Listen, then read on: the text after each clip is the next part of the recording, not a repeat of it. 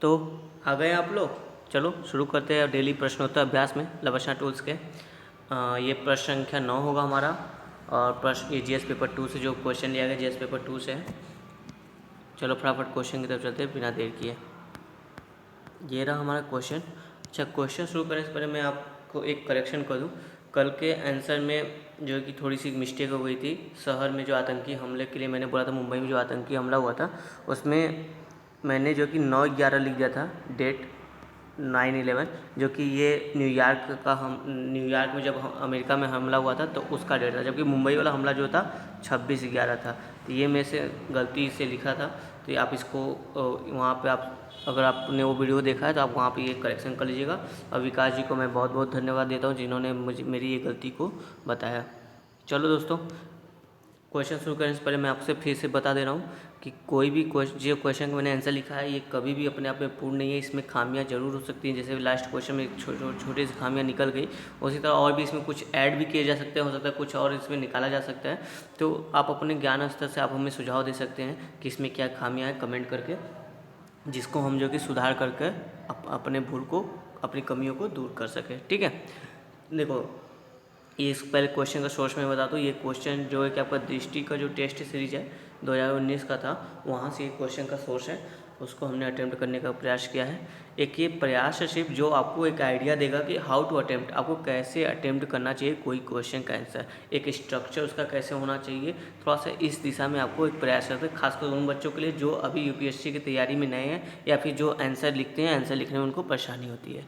चलो देखते हैं फटाफट से क्वेश्चन क्या कर रहा है। इस क्वेश्चन के राइटिंग थोड़ी सी पुअर है तो आप राइटिंग को थोड़ा सा इग्नोर कीजिएगा, मेन कंटेंट में ध्यान दीजिएगा। ठीक है दोस्तों, चलो। भारत की प्रतिष्ठित ख्यातिबद्ध संस्थाएं विश्वसनीयता के संकट से ग्रसित दिखलाई दे रही हैं, स्पष्ट करें 250 शब्द। अब देखो ये बोल रहा है कि क्वेश्चन का पहले हम हर बार की तरह जैसे क्वेश्चन का की पॉइंट खोजते हैं, तो ये बोला है भारत की प्रतिष्ठित ख्यातिबद्ध संस्थाएं। अब कौन सी संस्था है उसका जो कि जिक्र नहीं किया, इसको हमें अपने आप से एनालाइज करना होगा कि ऐसी भारत की कौन सी संस्थाएं जो कि प्रतिष्ठित हैं, ख्यातिबद्ध है, और उनके बारे में बोला कि वो जो है कि विश्वसनीयता के संकट से ग्रसित दिखाई दे रही है, मतलब उसमें विश्वसनीयता की कमी दिखाई दे रही है। इस चीज़ को हमको स्पष्ट करना है, मतलब प्रूफ के साथ अपने जो भी हम तर्क मतलब बात करेंगे कि किस तरह से विश्वसनीयता की कमी है, तो उसके लिए हम प्रूफ के साथ बात करेंगे। ठीक है, कोई एग्जाम्पल देंगे, कोई स्टेटमेंट देंगे, कोई रिपोर्ट देंगे, उस आधार पर हम जो कि बोलेंगे हाँ इस आधार पर जो कि इसमें विश्वसनीयता की कमी दिखाई दे रही है। तो उस आधार पर हमको जो कि स्पष्ट करना है। 250 देखो 250 शब्द है, आराम से 250 शब्द में ऐसे क्वेश्चन टैकल हो सकते हैं। चलो क्वेश्चन की शुरुआत हम अपनी भूमिका से करते हैं। देखो भारतीय लोकतंत्र अपने संस्थागत की सफलता विश्व के तृतीय देशों में एक उदाहरण ही है। ठीक है, जैसे विश्व का तृतीय देश करने से मतलब जब जैसे नैम वाली जो पॉलिसी थी, दुनिया दो ध्रुव देशों में बढ़ गई थी 1980 के कोल्ड वार में, एक यूएसए वाला कैपिटलिस्ट, रशिया वाला जो है कि आपका सोशलिस्ट। तो वो तृतीय देश जो था दोनों का मिक्स, कैपिटलिस्ट प्लस सोशलिस्ट जो है कि इंडिया की है। ठीक है, तो उस तरह से बोला है तृतीय देशों में। भारतीय संस्थाएं, देखो जिन संस्थाएं की बात करते हैं वहाँ पे हम कुछ यहाँ पे लिखते हैं, भारतीय संस्थाएं यथा चुनाव आयोग, न्यायपालिका आदि ने अपना कार्य पूर्ण निष्पक्षता से किया है, परंतु पिछले कुछ वर्षों में ये संस्थाएं संदिग्धता के घेरे में आई हैं, जिसे निम्न प्रकार से समझा जा सकता है। देखो अब आओ कौन सी संस्थाओं की बात करें हम, चुनाव आयोग, न्यायपालिका जैसी संस्थाओं की बात करें। ठीक है, अब देखिए इनमें क्यों विश्वसनीयता की कमी आई है। पहले हम चुनाव आयोग से शुरू करते हैं।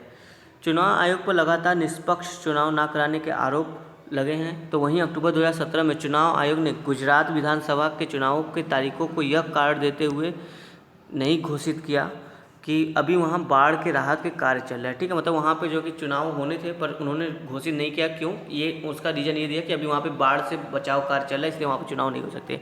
जबकि 2014 में जम्मू में बाढ़ में 300 लोगों की मृत्यु के बाद भी चुनाव जो कि तय तारीख पर ही संपन्न हुआ। तो एक तरह से क्या दिखाई दे रहा है, चुनाव आयोग के व्यवहार में जो कि दोहरापन दिखाई दे रहा है। ठीक है, कि यहाँ पे कुछ और स्टैंडर्ड अपना रख रहे हैं, जबकि भारत के दूसरे राज्य के लिए कुछ और स्टैंडर्ड रख रहे हैं।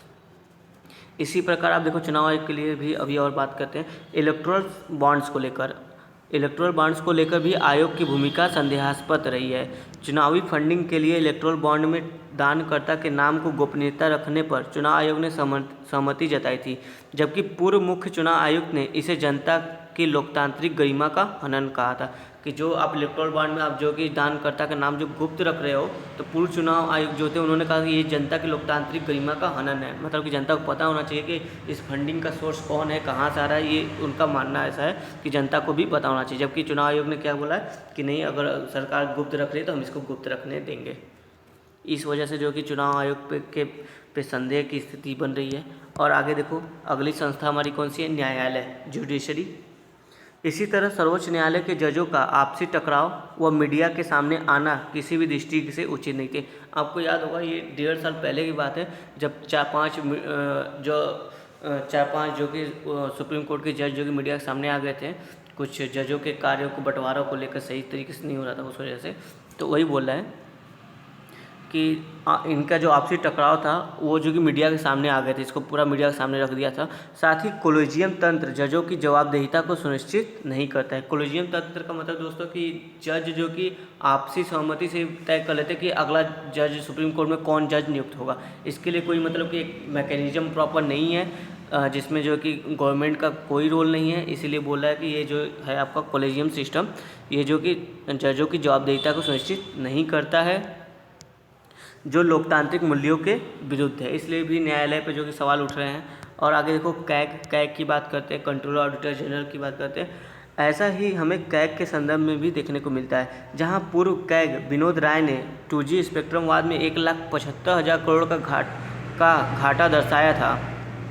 7 वर्षों तक कोर्ट में प्रभावित ना हो पाने पर आरोपी को रिहा कर दिया गया, जब और उन्हीं विनोद राय को 2016 में बैंक बोर्ड ब्यूरो का अध्यक्ष भी बना दिया गया।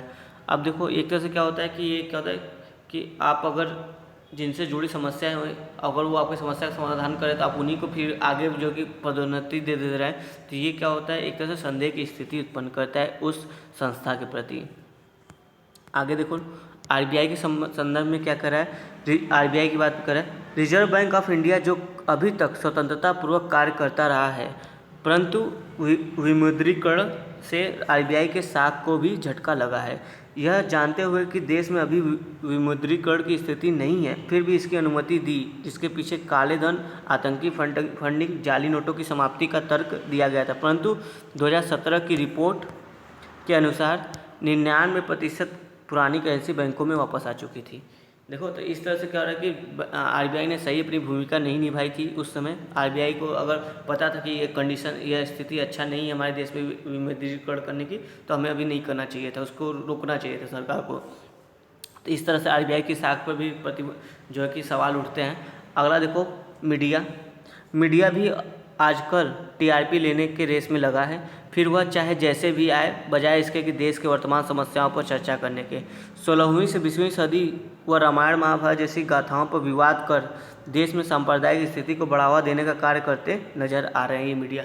आप देख लो, मीडिया पे हमेशा डिबेट होता है, कुछ धार्मिक गुरु को बुलाएंगे और 16वीं 15वीं सदी के कुछ मुद्दे उठाएंगे, कुछ महाभारत के मुद्दे उठाएंगे, कुछ रामायण के मुद्दे उठाएंगे, और उसी पर जो कि पूरा 1 घंटा जो कि चर्चा करेंगे, जिसका आज के वक्त में कोई सार महत्व नहीं था। जबकि आज की जो कि चुनौतियों को जो कि कोई मतलब जो आज की चुनौतियां हैं उनके समाधान में इनका कोई योगदान नहीं, जबकि मुख्य इनका उद्देश्य होना चाहिए कि जो आज की चुनौतियां हैं उसका समाधान करने के लिए डिबेट हो। अब देखो आगे, ये हमने इस तरह से बता दिया कि जो भारतीय संस्थाएं हैं, जैसे ये कुछ मैंने संस्थाओं का नाम दिए, इनमें किस तरह से जो कि अविश्वास बढ़ा है। ऐसा नहीं है कि ये संस्थाएं मानक अनुरूप कार्य नहीं कर रही है या इनका ढांचा कमजोर है, परंतु इनके संचालनकर्ता को दृढ़ इच्छा शक्ति का परिचय देना होगा। देखो, कुछ कोटेशन करते हैं ताकि हमारा जो आंसर वो थोड़ा सा और बेहतर लगे। डॉक्टर राजेंद्र प्रसाद जी ने कहा था कि कोई संविधान उतना ही अच्छा हो सकता है जितना उसे लागू करने वाले लोग। जैसे हमने बोला ना, यहाँ पे दृढ़ इच्छा शक्ति का कमी लग रही है, तो वही बोल रहे हैं कि कोई भी संविधान उतना ही मजबूत अच्छा हो सकता है जितना कि उसे लागू करने वाले लोग अच्छे हैं। ठीक है, अतः संस्थाओं का पारदर्शी, निष्पक्ष और जवाबदेह होना आज के समय की मांग है। तो ये रहा हमारे प्रश्न का उत्तर। उम्मीद आपको समझ में आया होगा, थोड़ा सा एक आइडिया लगा होगा कि किस तरह से लिखे। चलो, मिलते हैं अगले लेक्चर में कल, तब तक के लिए बाय बाय। धन्यवाद दोस्तों।